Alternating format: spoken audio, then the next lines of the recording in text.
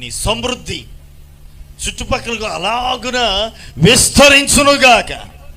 దేవుని కృప ఆయన దీవెన జనులు చూచున్నట్లుగా నా దేవుడు మిమ్మల్ని దీవెనకరంగా మార్చునుగాక. నీ క్షేమం నీవు పొందుకునే మెట్లుగా జనులకు కనబడేటట్లుగా నా దేవుడు మిమ్మల్ని దీవించునుగాక.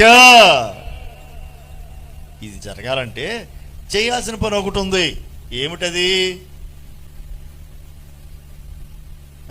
నిరంతరం క్షేమం, అంతేగాక మేలు. ఇది కలగాలంటే మొదటిది భయము, భక్తి, దేవుని యందు భయభక్తులు కలిగి ఉండాలి.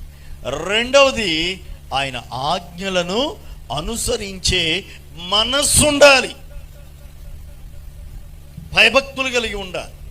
అసలు బైబిల్ గ్రంథంలో భయభక్తులు కలిగి ఉన్న వారి విషయంలో దేవుడు చేసే కార్యాలు ఎన్నో ఉన్నాయండి. అసలు వచ్చే వారం పెన్ను పేపర్ తెచ్చుకోండి, అవి మొత్తం సాధ్యమైనంత వరకు రిఫరెన్సుల మీద రిఫరెన్స్ టకటకడ చెప్తుంటే మీరు చకచక రాసేసుకుందరు. కానీ ఎన్ని ఉంటాయో అవన్నీ చదివిన తర్వాత అనిపించింది, అమ్మో భయభక్తులు కలిగి ఉంటే ఇన్ని మేలులా అని అనిపించింది. మనకి ఆశ్చర్యం అనిపిస్తుంది. ఎన్ని మేలులు ఉన్నాయో, ఎన్ని దీవులు ఉన్నాయో, దేవుడు చేసే కార్యాలు ఎన్నెన్నో లెక్కింప శక్యము కానివ్వండి. ఆయన చేసే మేళ్ళు ఎన్నని చెప్పగలం?